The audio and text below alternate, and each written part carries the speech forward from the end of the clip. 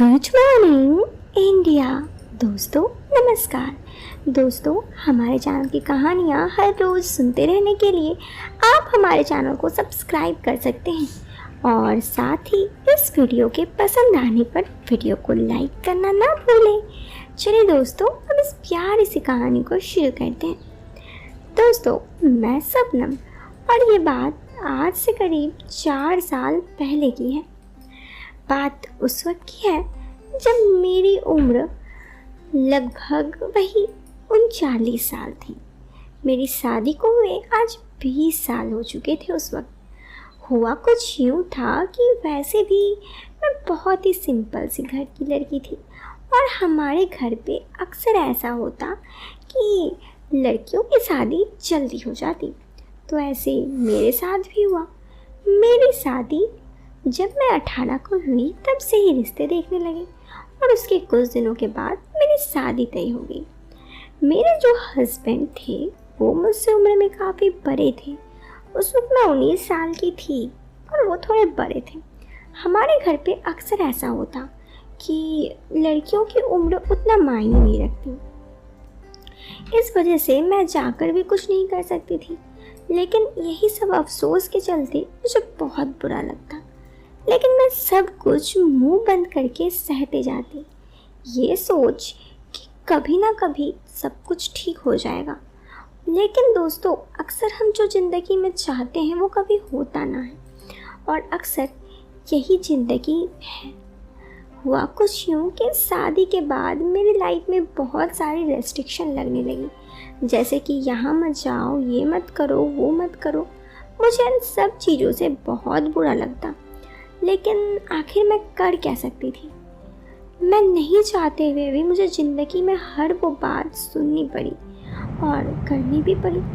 ऐसे ही काफ़ी दिन बीत गए और इन काफ़ी दिनों में मैं अपनी लाइफ में हमेशा ये सोचती कि कभी ना कभी मेरी ज़िंदगी में सब सही हो जाएगा। लेकिन ऐसा नहीं हुआ। मेरे साथ कुछ दिक्कतें थी जिस वजह से मैं प्रेग्नेंट नहीं हो पा रही थी। मैंने बहुत सारी जगह डॉक्टर्स दिखाई लेकिन कुछ फ़ायदा नहीं हो रहा था और इन सब चीज़ों से मेरी ज़िंदगी में बहुत ही बुरा प्रभाव पड़ा। मैं नहीं चाहती थी कि मेरे साथ ऐसा कुछ हो, लेकिन फिर भी ज़िंदगी में हमेशा मेरे चाहने या नहीं चाहने से तो नहीं होता ना। और आखिर यही ज़िंदगी है। ज़िंदगी में कभी कुछ ऐसा ना होता जो आप सोचते हैं। ऐसा ही कुछ मेरे साथ भी था। बहुत दिन बीत जाने के बाद भी जब मेरे कोई संतान ना हुआ तो मेरे ससुराल में बहुत से बातें कहने लगे। मैं इन बातों को चुपचाप मुंह बंद करके सह लेती, क्योंकि कहीं ना कहीं मुझे लगता कि इन सब में मेरी ही गलती है। और काफ़ी दिन ऐसे ही बीत गए लेकिन कोई खास ठीक नहीं हुआ। ऐसे तो हम लोग हिंदू थे, लेकिन फिर भी मेरे पति ने दूसरी शादी कर ली। मैं घर पर ही रही, लेकिन मेरी औहदा बस एक नौकरानी भर का ही था। मैं ना चाहते हुए भी मुझे ज़िंदगी में हमेशा सैड ही रहना पड़ता। काफ़ी दिन ऐसे ही बीत गए और उसके बाद दोस्तों मेरे पति की दूसरी शादी के बाद उनके घर एक नन्हा मेहमान आया। मैं इन सब चीज़ों से बहुत खुश थी कि चलो कम से कम कुछ तो खुशियाँ मेरे घर आई। लेकिन यहाँ पर ये हुआ था कि सबकी निगाहें मेरी तरफ बस इतनी थी कि मैं एक नौकरानी हूँ। कभी कभी तो मुझे सच में बहुत ही बुरा लगता, लेकिन मैं चाह के भी कुछ नहीं कर सकती थी। काफ़ी दिन ऐसे ही बीतने के बाद एक दिन मैंने निश्चय किया कि मैं अपना घर छोड़ कहीं और चली जाऊँ। मुझे बहुत बुरा लगता, लेकिन मैं कहाँ जाती। मैं अपने मायके भी नहीं जा पाती। हमारे में ऐसी लड़की अगर मायके आ जाए तो सब बहुत बुरा सोचते हैं। इसीलिए मैं ना चाहते हुए भी मुझे ससुराल में ही रहना पड़ा। काफ़ी दिन ऐसे ही बीत गए, लेकिन ना मेरे मायके से कोई मुझे ये खबर लेने आता कि मैं कैसी हूँ ना हूँ, और ना किसी को मेरी फ़र्क पड़ती। काफ़ी दिनों में मैं ये बात बहुत अच्छे से समझ गई थी कि इस दुनिया में मेरी कदर करने वाला कोई ना था। जब इंसान एक उम्र बड़ा हो जाता है तो उनके लाइफ में सबसे ज़्यादा इम्पोर्टेंट उनके पति की होती है। और अगर पति या पत्नी में खुशियाँ रहे, दोनों खुश रहें तो ज़िंदगी बहुत ही अच्छी होती है। लेकिन मेरे पल पे ऐसा नहीं था। इस वजह से मुझे अकेली ही ज़िंदगी बितानी थी। अब मैंने सोचा कि मेरे यहाँ पे कोई कदर तो करता ना था ससुराल में, तो क्यों ना मैं भी एक काम करूँ, कहीं जाकर जॉब की प्रिपरेशन करूँ, कुछ जॉब निकल जाएगा।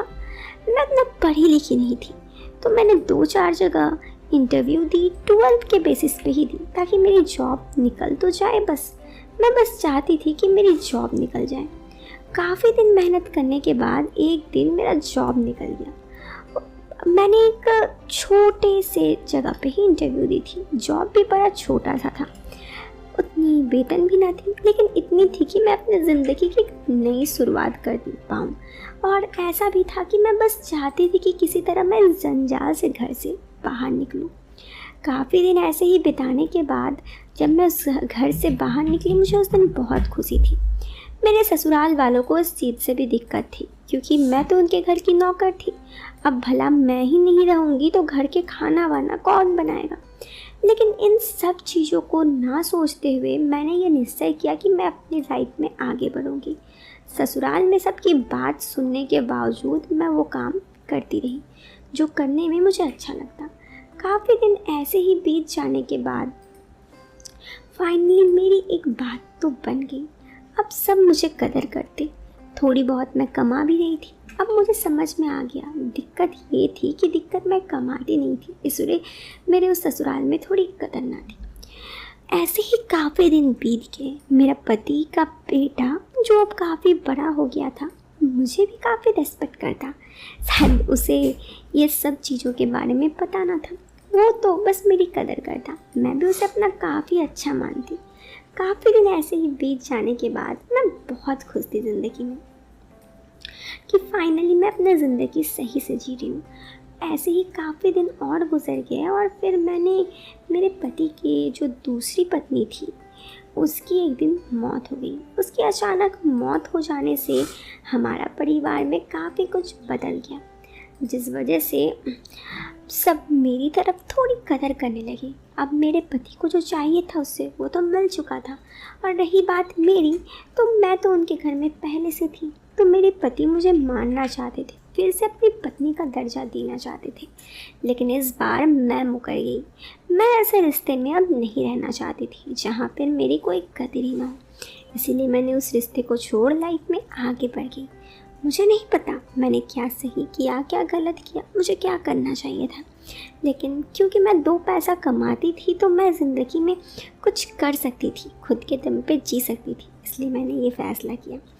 इस कहानी के ज़रिए मैं आपको बस इतना मोटिवेट करना चाहती हूँ कि कभी आपको लगे कि आप ज़िंदगी में कुछ नहीं कर सकते, तो ज़रूर सोचिए आप भी ज़िंदगी में कुछ कर सकते हैं। एटलीस्ट कुछ ऐसा काम कीजिए जिससे लोग आपकी थोड़ी भी कदर करें। इस बात को समझिए, सेफ रहिए, सावधान रहिए। इस वीडियो के पसंद आने पर आप इस वीडियो को एक लाइक कर दें। चैनल पर पहली बार आए हैं दोस्तों तो चैनल को सब्सक्राइब करना ना भूलें। चलिए मैं मिलती हूँ आपसे फिर एक नए वीडियो में, एक नया इंटरेस्टिंग टॉपिक के साथ। Till then bye bye, take care, bye.